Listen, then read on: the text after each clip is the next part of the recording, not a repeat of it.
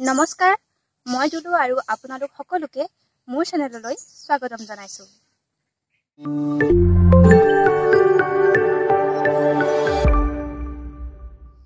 আজি হৈছে ৭৫তম স্বাধীনতা দিৱস আৰু এই স্বাধীনতা দিৱসৰ শুভ ক্ষণত মই আপোনালোক সকলোকে স্বাধীনতা দিৱসৰ শুভেচ্ছা জনাইছো।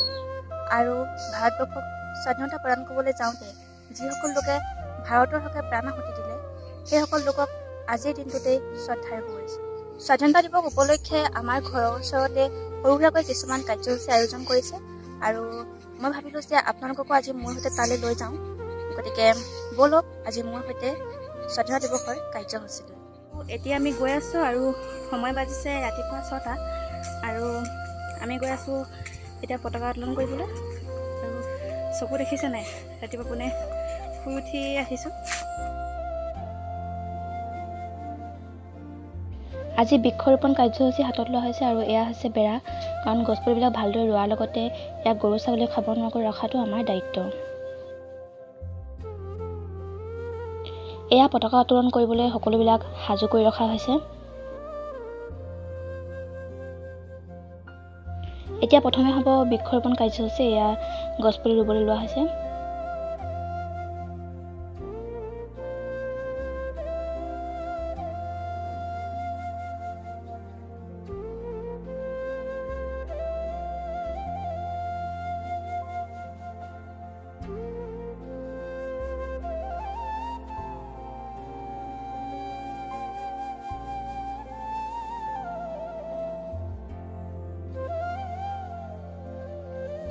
এয়া মা আৰু মই এটি গছপুলি ৰুইছোঁ।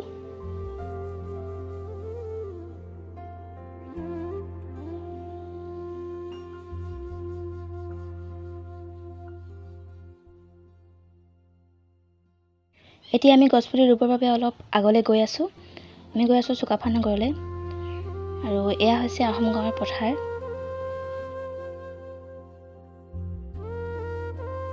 এতিয়া আমি পালোহি চুকাফা নগৰ মৰাণহাট।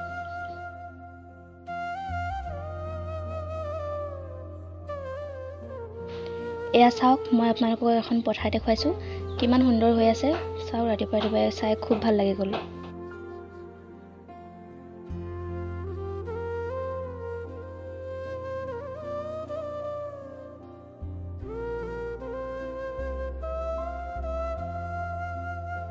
সকলো পুলি ৰুই হৈ গ'ল। এতিয়া আমি গৈ আছোঁ আৰু আমাৰ পুলি ৰোৱা হৈ গ'ল আৰু আপোনালোকে একেবাৰে শেষলৈকে ভিডিঅ' চাই থাকক। আপোনালোকক মই কি কিনো হয় আৰু দেখুৱাই যাম, গতিকে ভিডিঅ'টো চাই থাকক।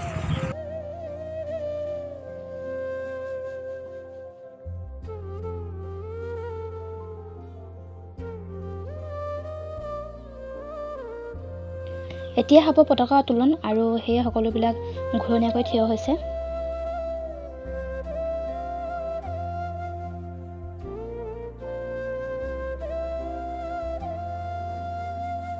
এজন প্ৰাক্তন সৈনিক আৰু আমাৰ গাঁৱৰ ৱাৰ্ড মেম্বাৰে এয়া পতাকা উত্তোলন কৰিবলৈ আগবাঢ়িছে।